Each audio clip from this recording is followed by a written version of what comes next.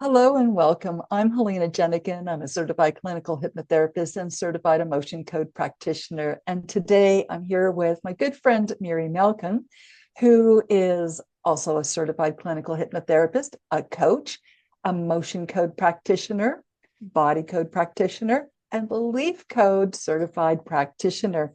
And today we're going to be talking about how emotional load may influence sleep, how emotions may be causing sleep interruption, maybe insomnia, restless sleep, and all those kinds of things. So, welcome, Miri. Thank you. And yeah, let's talk about it because it is very interesting, and sleep is a big thing, or lack of sleep is a big thing. Yes, lack of sleep is a big thing. I have some questions I wrote down. I'm going to start asking you some questions. So, the first one is, what is emotional load and what is trapped emotions? So we always feel something. Different emotions are coming and going, and sometimes we process the emotions that we feel. We feel anger, we feel joy, and we process and it goes away. We're talking here about negative emotions that for some reason we didn't process. It can be because we were overwhelmed, or because we were immature, or because we didn't even know we are feeling them be, um, because we don't know them. We never felt them before. And so those emotions get trapped energetically within the body and create emotional load. All negative, unprocessed emotions that create this emotional load. That sounds very interesting. Um, so, why do trapped emotions cause interrupted sleep or sleeplessness, restlessness, insomnia, things like that? Imagine you are going to sleep and your body is very tired and ready to relax. But the emotional load, those old negative, unprocessed emotions that are like energy balls lodged in your body, are not allowing your body to relax completely. And so your body feels always on guard and it doesn't feel completely relaxed. It feels like it's fight or flight. It needs to be alert all the time. And so, although you are very tired, you're still alert because of that and can't fall asleep. That sounds very interesting. You worked with a lot of sleep clients, yes? Yeah. Yeah, and I am sure that you've noticed patterns. Have you noticed patterns? And if so, what are some typical patterns of the people, of your clients who are uh, finding sleep issues and challenges? So let's start with that sleep issues, everyone can feel them, and it's not dedicated only to um, high performers or to those who have financial difficulties. Everyone can experience sleep difficulties, issues. Now, what the patterns we see is that the moment your body is starting to relax, get ready to sleep, all this emotional load is coming up: remorse, guilt, fear, um, hatred, regret, resentment. Because the environment is very quiet, there is more space for those emotions to come up to the surface and for us to experience them very loudly. And so this is mostly the pattern. One wants to fall asleep, feel this um, buzz in the mind, if we can call it that, all those emotions, and it prevents them from falling asleep. Another option is that someone already fell asleep past this stage of all the noise. They fell asleep, but then at a certain time, mostly around 3 or 4 p.m., they wake up and they feel alert again. And again, this is we refer to those old negative unprocessed emotions that create this fight or flight state, telling you that something is going on. You need to be on guard. You need to be alert for something that really is not happening in reality. It's only in our mind, perception. So when you're working with sleep clients and they've had poor sleep for a long time, what are some of the consequences of that poor sleep for a long time? Mm-hmm. It can affect their work. They feel they are not productive enough. They can't focus. Relationships, they are much more on edge. They are irritated all the time. And again, if someone is asking them something, it looks too big for them to comply, to address it. Also, their own emotions are magnified because they can't process much through sleep. Sleep is amazing because it allows our mind to process and let go and relax. But because those people who don't sleep for a long time, they can't do it because they can't sleep well. This process is not happening for them. Very interesting. Have you ever helped children that have had sleep problems? Yeah, children as well. For children, usually it starts because they don't feel safe for some reason. And here we can talk about all negative, unprocessed emotions. But for children, it can be emotions that came with them as they were born, along with their DNA load.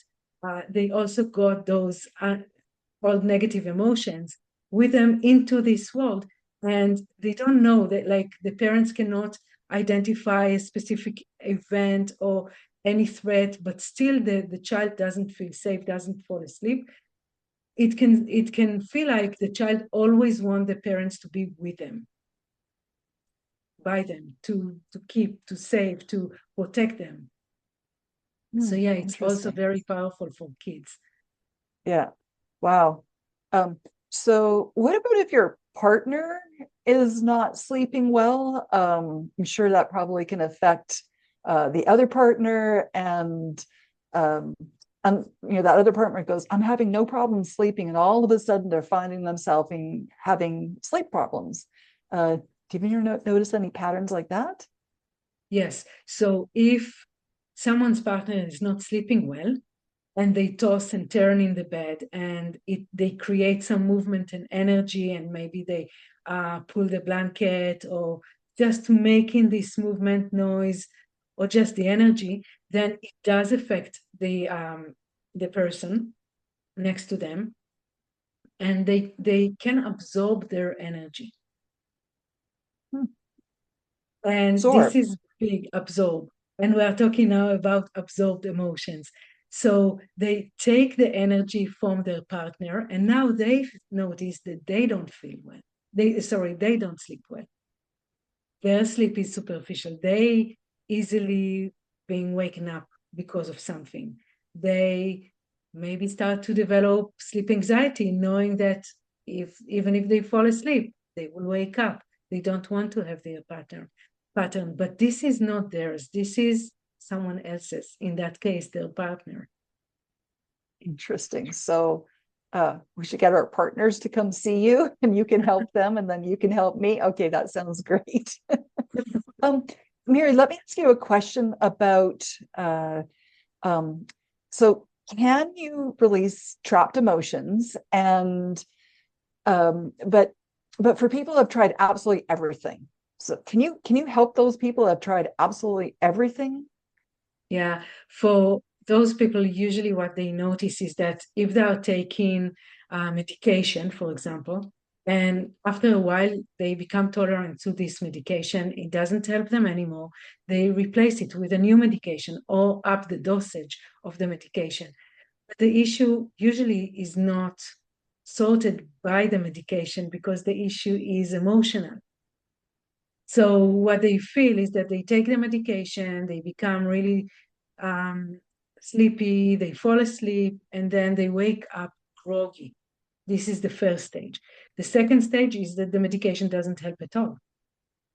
And this is where I can come in and look and go through with them about the patterns, about their thoughts, about their emotions, and release what doesn't belong, what needs to be processed, what needs to be released.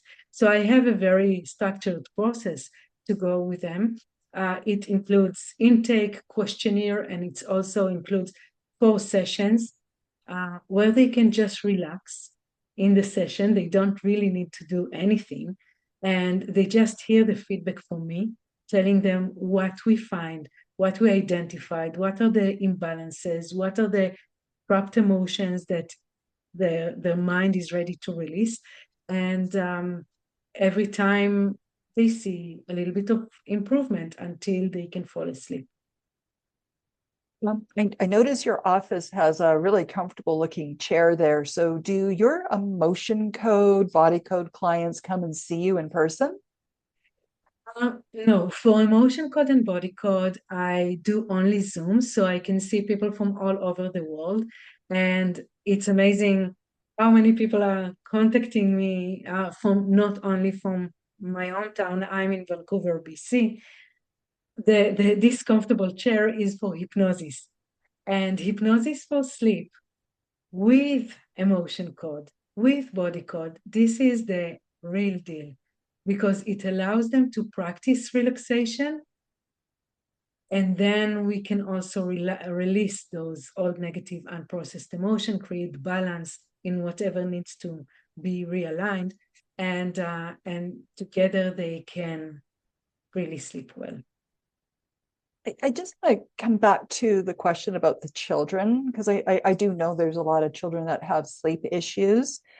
Um, does does my child have to get in front of the Zoom camera and have the session, or is there Usually, another way? no. Yeah, usually I don't work directly with children. I work with their parents.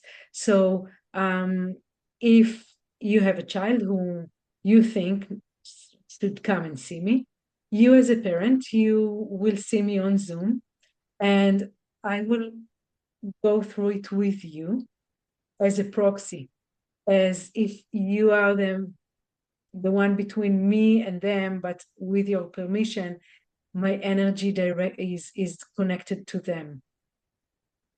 And so this is basically how I work with kids because kids don't always want to sit and do nothing for 30 minutes. Yes, yes, absolutely. Wonderful. So what happens in an emotion code session when someone comes to you with sleep problems? So